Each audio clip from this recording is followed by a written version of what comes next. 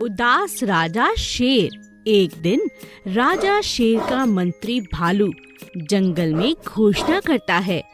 सुनो सुनो सुनो, राजा शेर बहुत दिनों से उदास हैं। जो कोई भी राजा जी को हंसाएगा उसे बड़ा इनाम दिया जाएगा। आप सभी का स्वागत है, आइए और हमारे राजा को हंसाइए। ये बात जंगल में आग की तरह फैल गई। जंगल के सभी जानवर राजा को खुश करने के प्रयास करने लगे। सबसे पहले एक हाथी उन्हें खुश करने की कोशिश करता है।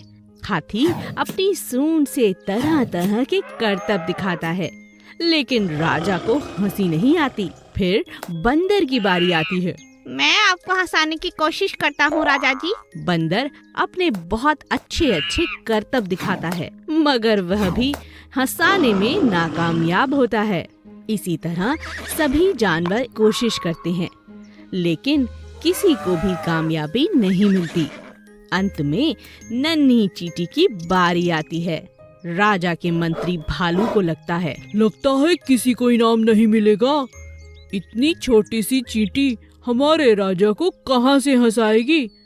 जब अच्छे अच्छे बड़े बड़े जानवर नहीं हंसा पाए तो ये चींटी क्या हंसाएगी। तभी चींटी गुस्से में लाल होकर राजा के नजदीक आती है और कहती है, देखिए राजा जी, बहुत हो चुका। मैं आ रही हूँ आपके पेट पर गुदगुदी करने। आपको तो फिर हंसना ही होगा। अपनी तरफ गुस्से में चींटी को आता देख राजा की हंसी निकल पड़ी। हो हो हो हो हो हो हो हो हो। राजा को हंसता देख सभी जानवर हंसने लगे और नाचने लगे। चींटी को भी राजा ने बहुत सुंदर इनाम दिया। 2 बकरियां। एक बार की बात है, रतन नाम का एक चरवाहा अपनी बकरियों को नदी किनारे घास चराने ले गया। रतन नदी किनारे पेड़ की छांव में सुस्ताने लगा और दोनों बकरियां घास चरने लगी। अचानक पहली बकरी को नदी की दूसरी तरफ हरी हरी घास दिखाई दी। अरे वाह, उस पार तो इतनी सुंदर घास, ये तो बहुत स्वादिष्ट होगी। मैं उस पार जाकर इसे खा लेती हूँ। मैं पर कैसे? तभी बकरी की नजर एक पेड़ पर गई जो बहुत लंबा था और किसी कारण से गिर गया था और नदी के उस पार तक जुड़ गया था, जैसे कोई पुल हो। बकरी बहुत खुश हो गई और सोचने लगी कि मैं इस पेड़ के सहारे उस किनारे तक पहुंच सकती हूँ। बकरी पुल पर चढ़ने लगी। तभी उसकी नजर एक और बकरी पर पड़ी जो उसी पेड़ के सहारे उस पार आना चाहती थी। पीछे हट जाओ, पीछे हट जाओ, मुझे नदी पार करनी है। मैं तुम पीछे हटो, तुम पीछे हटो। दूसरी बकरी ने कहा, पहले तो मैं इस पर आई हूँ, पहले मैं पार करूँगी। मैं दोनों बकरियां आपस में झगड़ने लगी। पहली बकरी समझदार थी। उसने कहा, मैं पीछे नहीं हटूंगी, मगर नीचे बैठ जाती हूँ।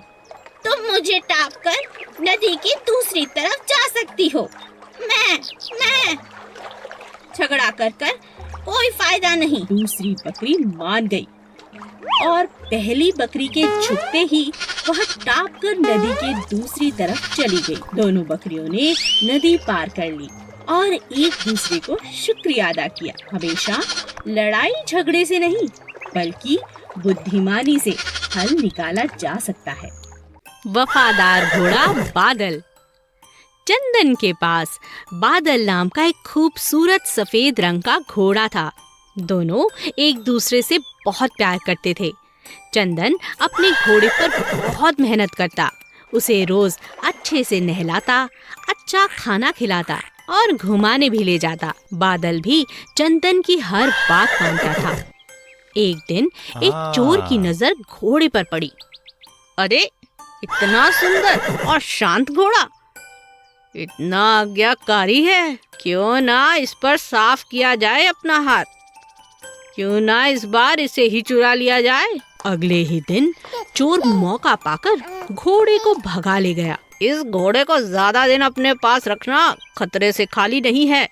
इससे जल्दी ही बेच देता हूँ, कहीं पकड़ा ना जाऊं। इसका रंग ही बदल देता हूँ। चोर ने घोड़े को काले रंग से रंग दिया और उसे लेकर शहर की तरफ जाने लगा। बादल चंदन को याद कर कर रोता रहता। हे भगवान, मेरी मदद करो। यह चोर तो बहुत चालाक है, मुझे चंदन से दूर कर दिया। मैं उनके बिना नहीं रह सकता। तभी बादल की नजर नदी किनारे बैठे चंदन पे पड़ी। चंदन को देखते ही बादल जोर जोर से हिंहिनाने लगा।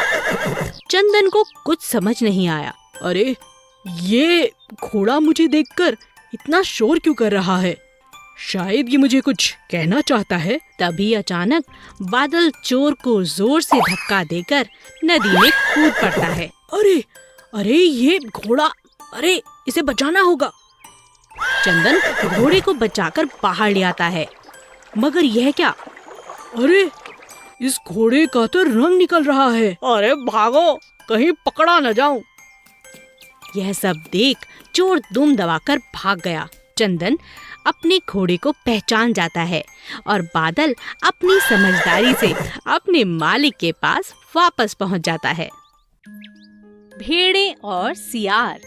एक दिन एक सियार जंगल से गुजर रहा था। उसने दो भेड़ों को जोर जोर से बातें करते हुए सुना। अरे भाई, क्या बात है? शायद इनके बीच झगड़ा होने वाला है। चलो देखता हूँ। सियार एक पेड़ के पीछे छिप गया और भेड़ों को लड़ते हुए देखने लगा। मुझसे पंगा मत लो, मैं बहुत शक्तिशाली हूँ, समझी? मैं तुमसे नहीं डरती, जाओ यहाँ से, यह मेरा इलाका है। तो चलो, इसका आज फैसला हो जाए। ठीक है, मैं किसी से नहीं डरती। आ जाओ मैदान में। वाह, यह दोनों तो बहुत तगड़ी हैं।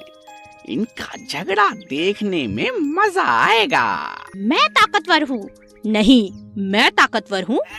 तुम हटो यहाँ से, ये मेरा इलाका है, मैं ताकतवर हूँ। हट जाओ, आज मैं तुम्हें छोड़ूंगी नहीं। दोनों भेड़ों में जबरदस्त झगड़ा होने लगा। दोनों बुरी तरह से घायल हो गईं। उनके शरीर से लगातार खून तक बहने लगा।